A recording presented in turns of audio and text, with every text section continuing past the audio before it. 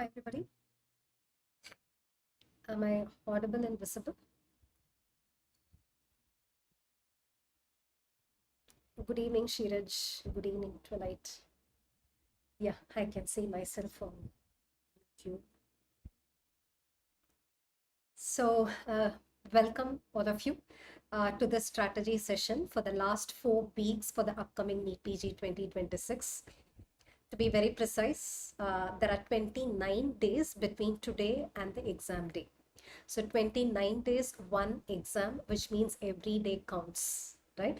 And if you're watching this YouTube video, then you fit into one of the three categories.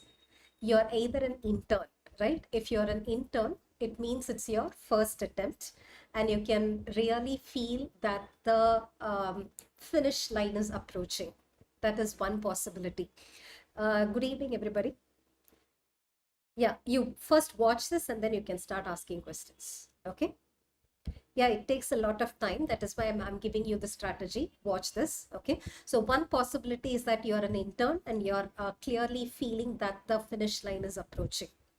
The second category is you're a post intern and you have clocked all 24 hours, right? That for the last 10 to 11 months, you have devoted yourself for this preparation.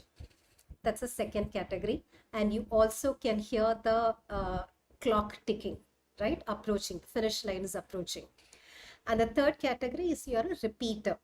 And when you're a repeater, you know that you've already faced the exam. And I would say that is both an advantage and it also weights, right? Your mind is weighing down on the fact that I've already given an attempt and this is my second attempt, which means it's almost like the deadline, right? I will have to prove myself this time. You feel like this is a life or death situation, right? That is not true. Yeah, don't take that pressure. Don't be panicking about it. So you would fit into one of these three categories. Okay. So I'm not going to give you one plan and pretend as if it is going to fit all the three categories. What I'm going to do is I'm going to give you a framework of the 4-week plan. And as we discuss every week plan, I will also discuss about what an intern has to do, what a post intern has to do, what a repeater has to do. So that is a framework for the session today. Okay. And before we start the 4-week plan, what I would request all of you is to be honest, right? I want you to be honest and I want you to place yourself in one of the three categories. If you think that knowledge is not the only issue with you, knowledge is not the only issue, and if you think that this is the first time you're facing a real-time exam, right? Because you have never faced an exam where you're given 180 MCQs, which you'll have to attempt in 210 minutes, right? 180 MCQ, 210 minutes with 5 sections. So if you have never faced that real-time exam scenario, okay, that is category 1. Category 2, you have already learned the syllabus once or probably twice, but what you're feeling now is whatever you've revised so far is falling down your brain, right? Whatever you revise, how much ever you revise, you feel that everything is falling down your brain, then you can fit yourself into the second category. The third category, you have already attempted the exam. You found out that your mark is not up to the mark, right? You feel that you're capable of more, you're capable of achieving more, and that is why you're appearing for the exam again. In this case, you know that the pressure is high, right? In that case, you fit into the third category. So first, place yourself in one of these three categories. Post intern, FMG failed. Your 550 PYQ session was a gym. I'm happy. Post intern 2019 batch, yes. Oh, yeah. Repeater batch, you can call yourself as. Your 50 PYQ should be considered. Thanks, all of you. So you would fit into one of these three categories, okay? But irrespective of these three categories, what we are going to do is we are going to have a 4-week skeleton, okay? The first week is between August 1 and August 7th. And to give you an understanding of what you're supposed to do in week 1, you're going to write a cold diagnostic test. Right? What do I mean by cold diagnostic test? The result that you get in this diagnostic test is going to determine what you're going to focus in all the 4 weeks. So week 1, you're writing a cold diagnostic test and you're going to focus on high yield 5 subjects. Okay, I'll tell you what those 5 subjects are. So that is about what you're going to do in week 1. What you're going to do in week 2 is it's a rapid revision week. And you're going to call me mad. You're going to call me crazy, because what I'm going to tell you is in week 2, the remaining 14 subjects, right? 5 subjects get over in week 1. In week 2, remaining 14 subjects should be completed as 2 subjects a day. I know you're calling me crazy, right? But how are we going to do this 2 subjects a day? This is going to be possible by working out only PYQs. Okay, so totally you should have finished at least 350 PYQs in week 2. Okay, 350 MCQs, 350 PYQs in week 2. Using these 350 PYQs, you're going to complete week 2. Which means by the end of week 2, you have gone through all 19 subjects based on PYQs, based on the grant test that you do in week 1. Okay, so what is week 3? I would call this week 3 as a double dose week. Why am I calling it as double dose week? For 2 reasons. The first reason is in week 3, you're going to write 2 grant tests. In week 3, you're going to write 2 grant tests spaced between by 3 days. Okay, not just that, along with that, you're also going to focus on image-based questions and video-based questions. That is why week 3 is called as double dose week.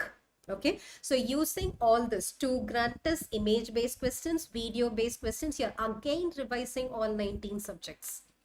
What do we do in week 4? I want you to relax a bit in week 4 by focusing only on high yield topics, high yield tabular columns, high yield differences between. So I'll tell you what needs to be done in week 4. Based on the first 3 weeks that you have done, you're going to focus on week 4. And what I've also done is I've separately placed August 29, the day before the examination. So that fits into a different category. Okay, wherein you're going to poise your mind, you're going to set your mind ready to write the exam. And then the exam day is August 30. So this is about the 4-week skeleton that we are going to discuss about. Okay, irrespective of the week, there are few thumb rules, there are few non-negotiable ground rules that you will have to follow all through the 4 weeks. Okay, the first non-negotiable rule is no new subject after week 2. Okay, for example, you think anesthesia, you have never touched. Okay, or some topic you have never touched. Please don't start a new topic after week 2, because what you lose as a time by learning a new topic in week 3 is going to be higher than what you're going to gain. Because after week 3, the time that you get for revising it is going to be less. So the retention is going to be less. So what I would ask you to do is no new topic after week 2. Non-negotiable ground rule. The second non-negotiable ground rule is every day, starting from tomorrow, every day, you're going to have a count. What are you going to count? You're going to count the number of MCQs that you work out. It is not about the number of hours. Do you understand this? It is all about quality. It is not about the quantity. And the quality is determined by the number of questions that you solve.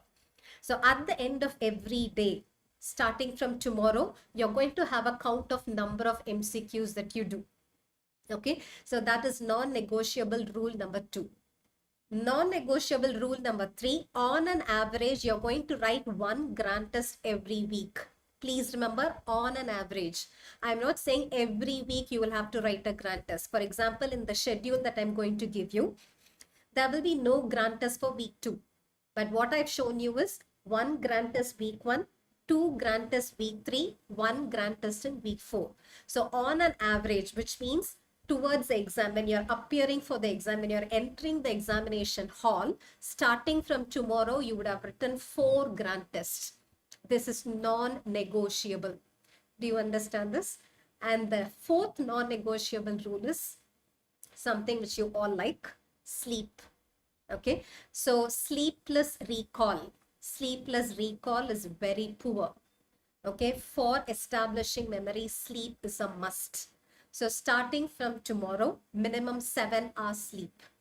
Do you understand this? Minimum 7 hours sleep, that helps in retention, that helps in processing information as memory.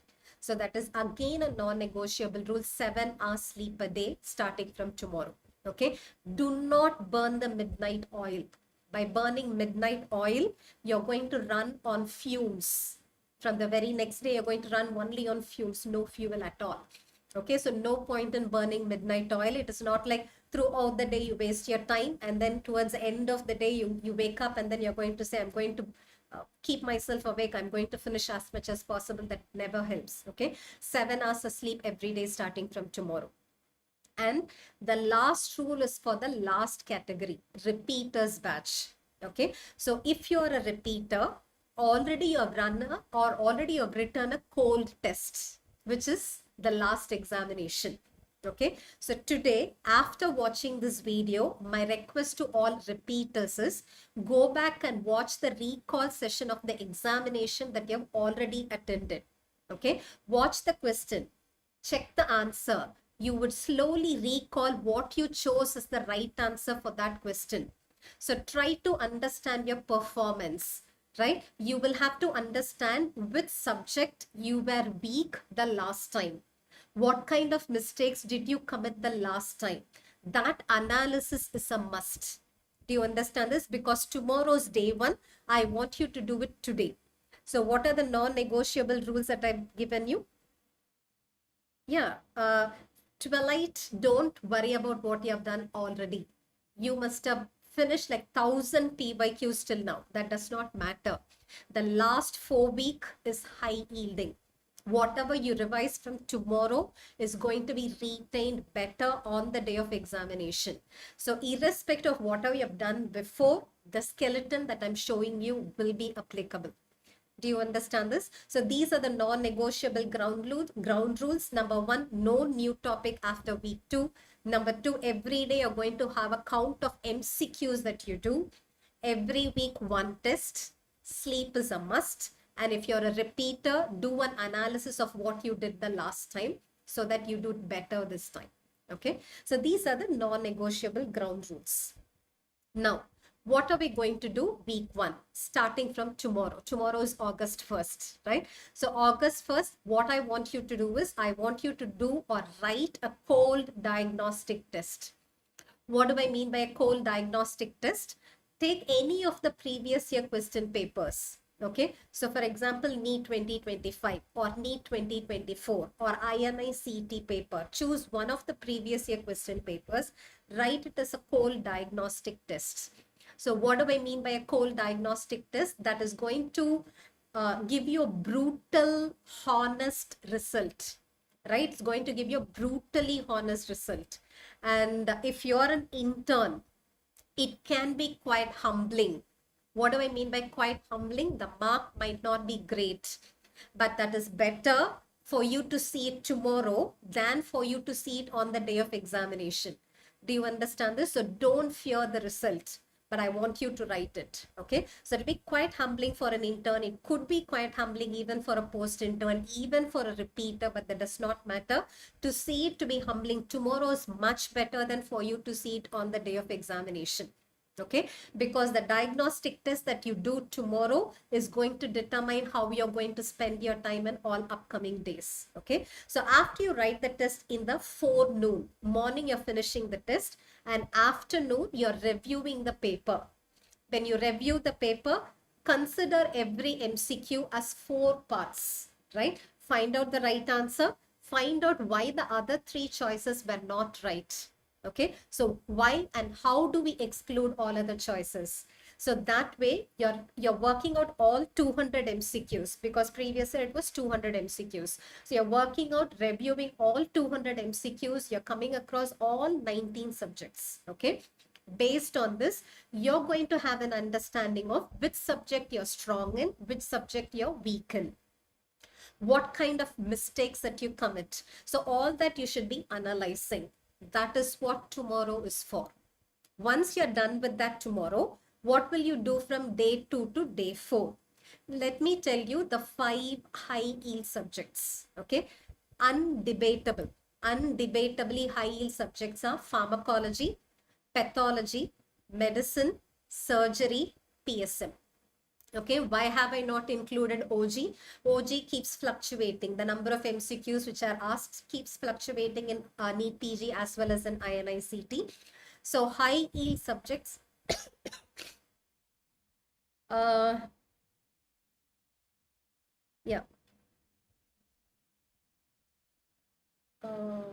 Okay. So listen to this. So these are the 5 high yield subjects: pharmacology, pathology, medicine, PSM, and surgery. These are the 5 subjects that you're going to focus on from day till to day 4. Again, nobody can finish all these 5 subjects in 3 days. What we are going to do is, for all these 5 subjects, we are going to work out only PYQs. Okay, 100 PYQs for every subject. Okay, that is the ground rule. 100 PYQs for every subject. You're going to work out, you're going to revise, you're going to focus, you're going to retain, you're going to write notes. So all these will have to be done between day 2 and day 4 for these 5 high yield subjects. Okay, what do I do from day 5 to day 7? Did I write a cold diagnostic test following which I have learned these 5 subjects? I'm going to go back and check all those 200 MCQs. I'm going to review that paper again after I've learned these 5 subjects. So now the review will be totally different. Now my understanding will be totally different. I will be able to retain better now. My confidence will be better now. Do you understand this? So this is about, yes, LRR. No, it is not on YouTube. Please watch this first. It's me. Okay. So, so this is about what we are going to do on in the week 1. Okay, so week 1 is all about writing a cold diagnostic test. Any of the previous year question papers is taken by you. Forenoon, you're finishing it. Afternoon, you're reviewing it. You're understanding your weaknesses and strengths. And then you're focusing on 5 high yield subjects. And then you're going back and reviewing the paper that you have written. Week 1 complete. So what do we do in week 2? What to do when sometimes the entire brain freezes after long study hours and nothing enters our brain? I should not be saying this, but take a source of caffeine. Yeah, caffeine helps.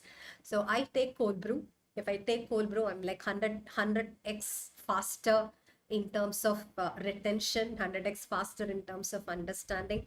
I don't know if it's like a placebo or if it really works, but it works for me. And by this time, you would have found out what works for you.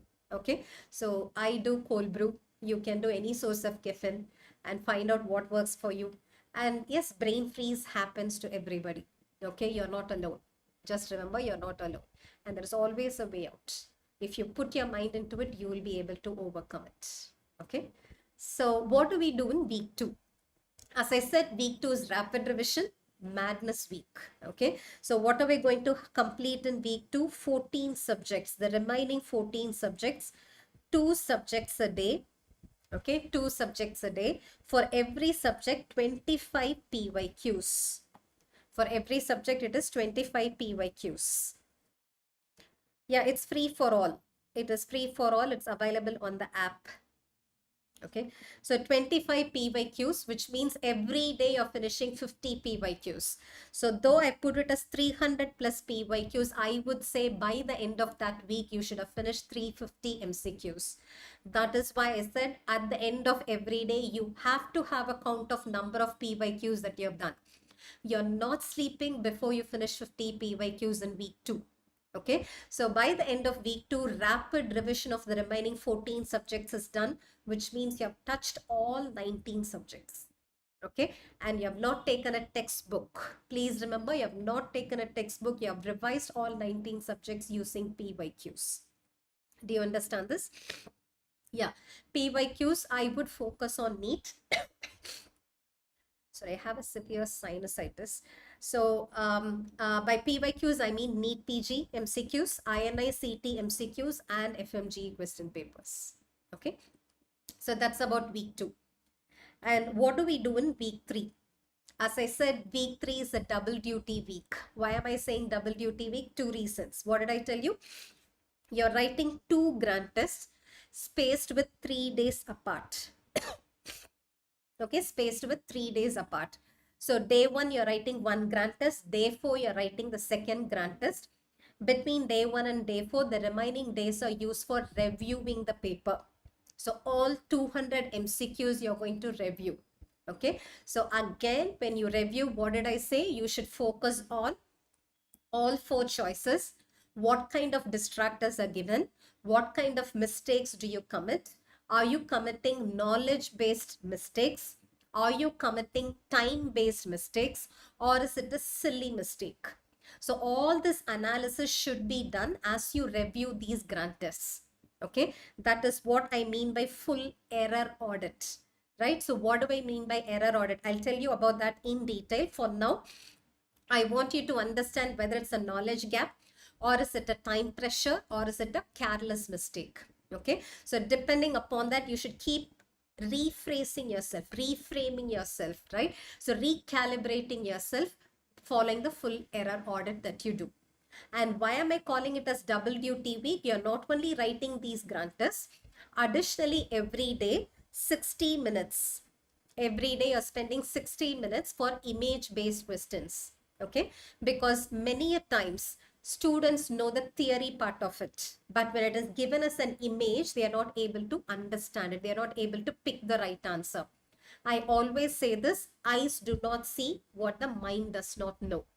If you have not seen a crumpled tissue paper appearance, right? If you have not seen a crumpled tissue paper appearance, when it is shown as an image, you will not know what it is.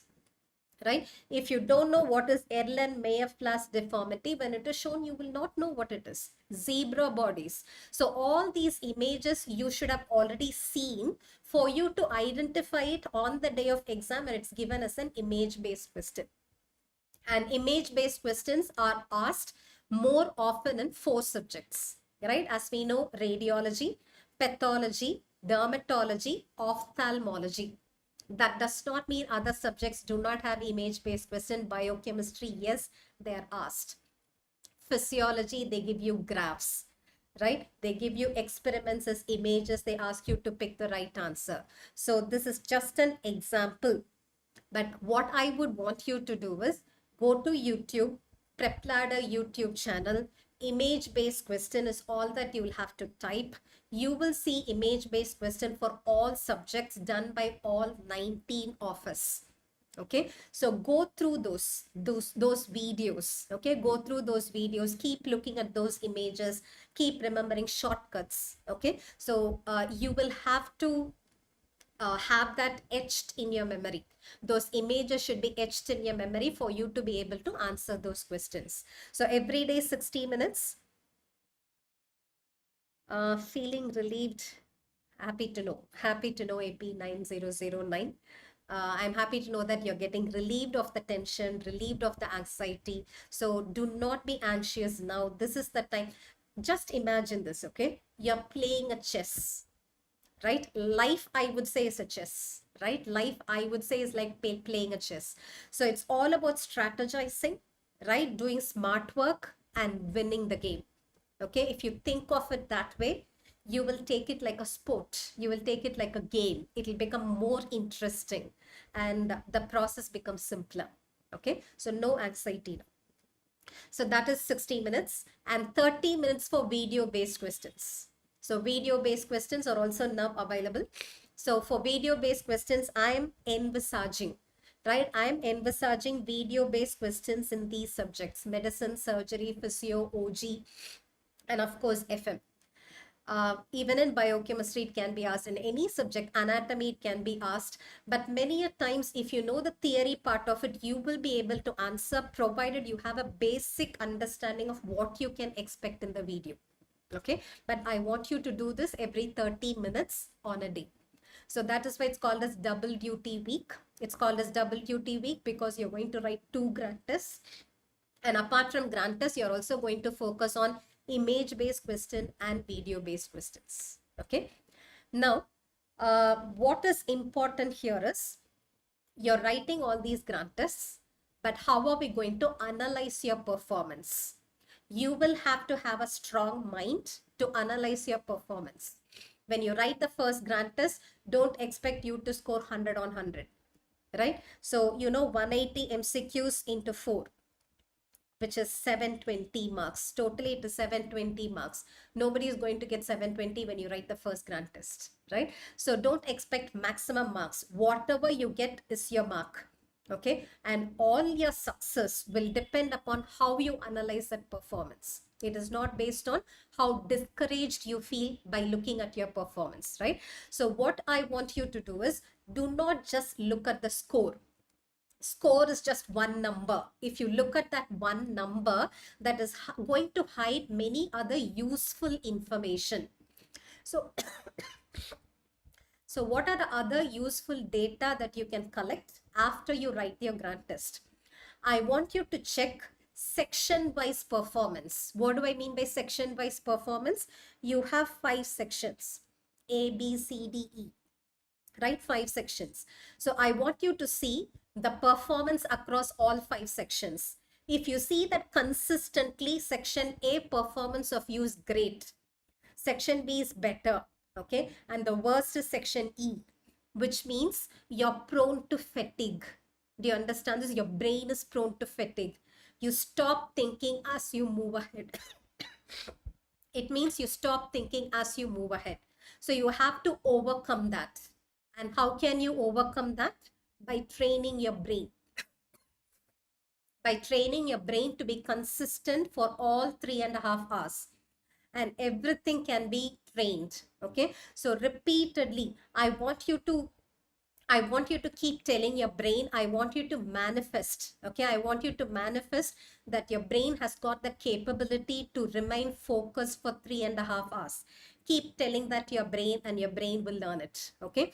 So you should find out whether it's fatigue based poor performance, or is it because of knowledge based poor performance, right? So all this analysis will happen only when you do section wise analysis. That is point number 1. Point number 2, subject wise performance is important, right? Subject wise, see how many MCQs you're getting right in medicine, how many MCQs you're getting right in surgery, how many MCQs you're getting right in biochemistry. That will tell you which subject you should focus more on in the last week. Do you understand this? You have 1 more week, right? So that 1 week, what subject you're going to focus on depends upon how you analyze your performance in week 3. So dissect your performance as section-wise performance, subject-wise performance. You should know what you're strong in. You should know what you're weak in. And based on that, you're going to fine tweak your learning in the last week. Do you understand this? So this is about, yeah, I'm not well for the last like 4-5 days. The fact is I tried swimming. I don't know swimming, so I thought I should learn it as a life skill. I started swimming and I ended up with sinusitis. Okay, so this is about reading your score. And then to learn about image-based question and video-based question, I'm again expecting 15 to 20 marks in the upcoming NEET PG exam to be based on image-based or video-based, which you will be able to get if you focus, right? And the focus should start during the preparation phase. Okay, so focus on it now, you'll be able to get it. Mental fatigue has kicked in. I'm now shifting towards more video-based studying. Please don't do it. Makwana, I would suggest that you start working on PYQs. Only when you start solving PYQs, it's an active learning process. This is the time wherein you'll have to exactly check. You'll have to validate your performance now. Okay, so do not give up at this point in time. This is the time when you'll have to be with full vigor. Okay, it is all about what you think. It is all about how you think about it. So mental fatigue can be overcome. You will have to overcome it. Okay, so if you're watching videos, it is passive learning. This is not the time for passive learning. Please switch over from passive learning to active learning. Solve MCQs, solve PYQs. That is what you're supposed to do in the last month. Okay, yeah.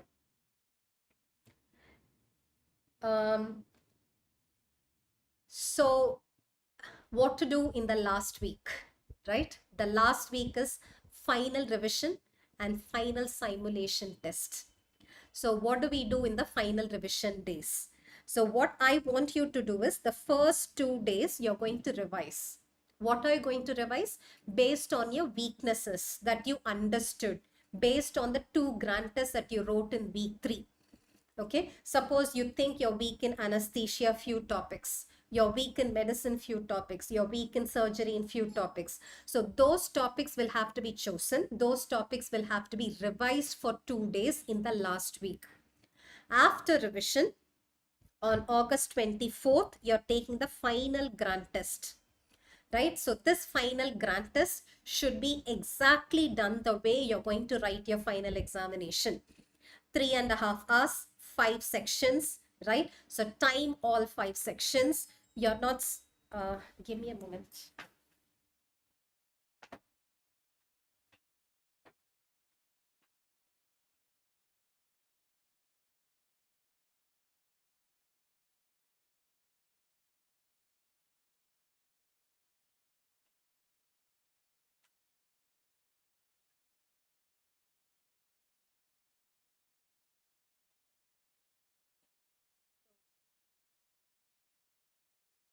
Yeah. So you're going to write the final simulation test or the final grant test on August 24th, exactly the way you would write your final examination, 3.5 hours, 5 sections. So stick to the final exam pattern. Okay. After that, you review the final grant test. So what do you do on August 25th? On August 25th, you're reviewing the entire final simulation test that you have written. Okay. And August 26th and 27th and August 28th, right? So what I want you to do is these 3 days, I want you to review all 4 grant tests that you have written. Did I tell you? 4 grant tests. But what did we start with? Week 1, we started with the cold test. That is 1 grant test. And then week 3, you wrote 2 grant tests. And week 4, you have written 1 grant test. So all 4 grant test papers, which means 800 MCQs, you're going to revise across all 19 subjects for 3 days. Okay. So repeated revision of all 19 subjects using PYQs will help you. You cannot go wrong here. Okay. Provided you do not think of brain fatigue, you do not think of switching over from the strategy to something else. Please stick to the strategy. You'll come back and thank me. Even if you think your concepts is not great, right? Even if you think your retention is not great till now, it is never too late. Do you understand? It's never too late. Put all that you can in the last 1 month, okay? And come back and tell me, okay? So what should you not do? Till now, what I told you is what you have to do. Now, what not to do in week 4? Please don't start a new Q bank.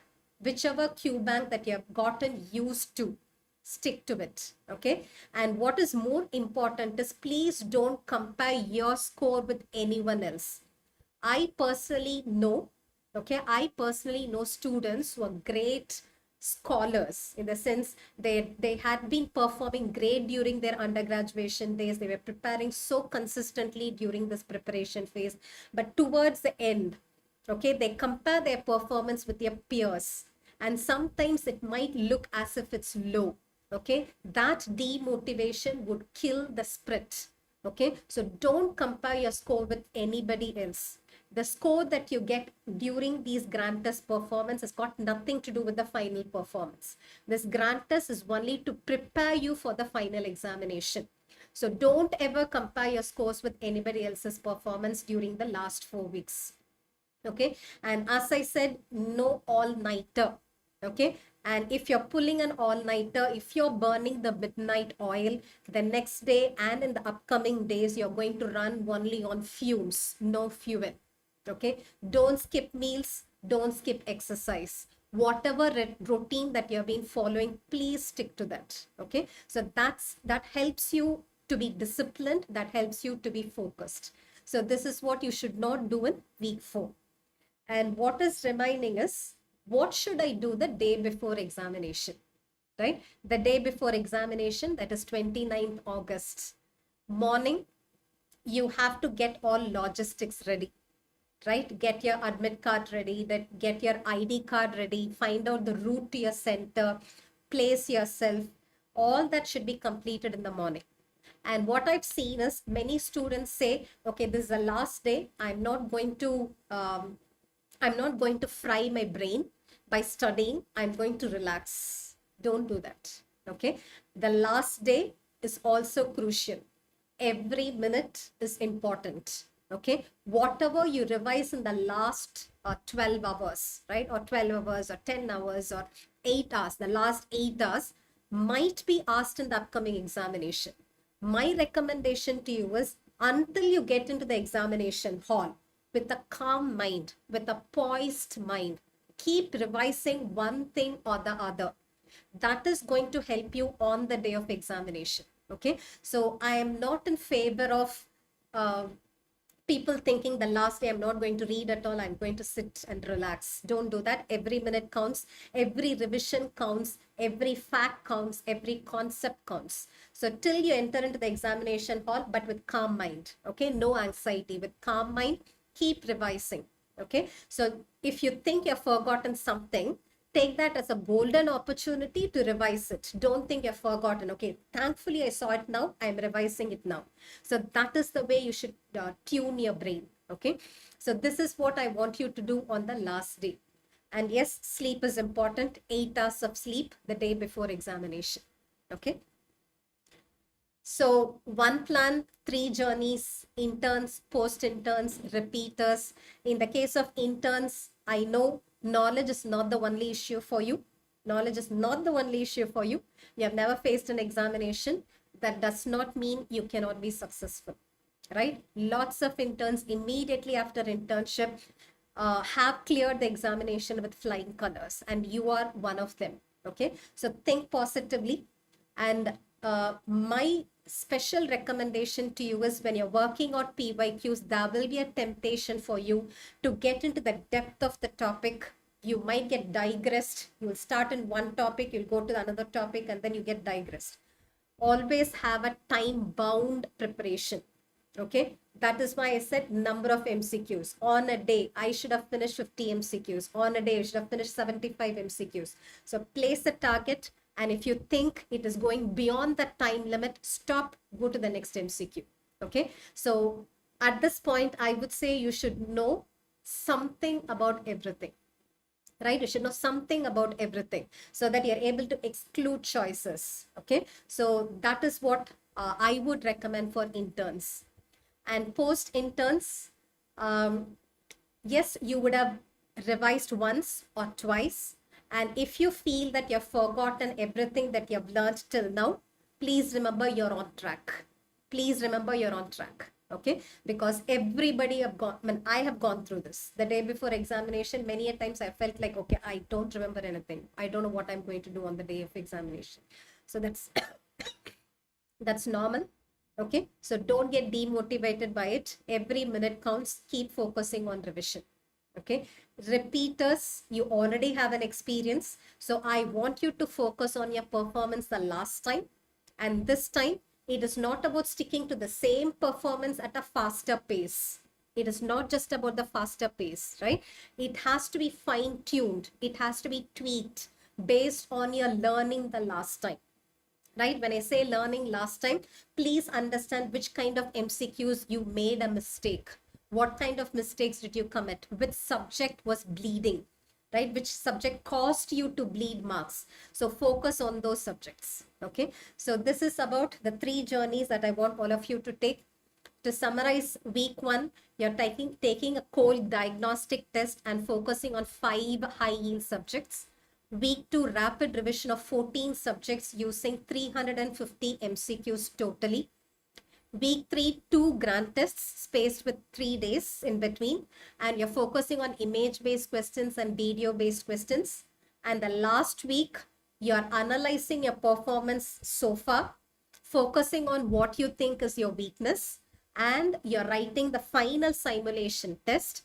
And you're analyzing all 4 grand tests together. Okay, so this is a summary, and please follow this, and I'm sure you'll come back with flying colors. This is not the time for you to feel anxious.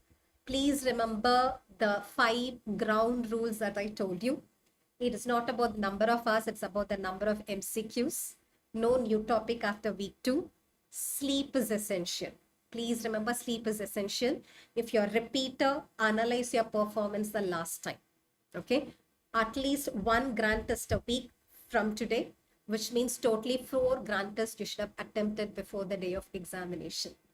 Keeping yourself calm is a skill that you can develop anytime. Okay, it is not an art with which you're supposed to be born. You can keep yourself calm anytime. Brain fog, brain freeze. So all these are terms which can be overcome by you. Okay, my best wishes. Yeah, my best wishes. Be confident. Yeah, remain focused. Thank you. You're guessing your answers in grand test. Many a times it happens, Fahad Abdullah, even to me, right? When I say even to me, I'm not claiming to be a genius. So when I say even to me, for me in biochemistry, many a times I only guess. Okay, that's an intelligent guess. So if you can make that intelligent guess, and if you can exclude choices and you can arrive at the right answer, you are on the right track. There can be nobody on this earth who can answer all 180 MCQs with 100% confidence. Okay, so you're on right track. Don't worry about it. Yes, passionate surgeon, you will be able to jump from 120 to 150, correct? You can do it. Yeah, just stay consistent.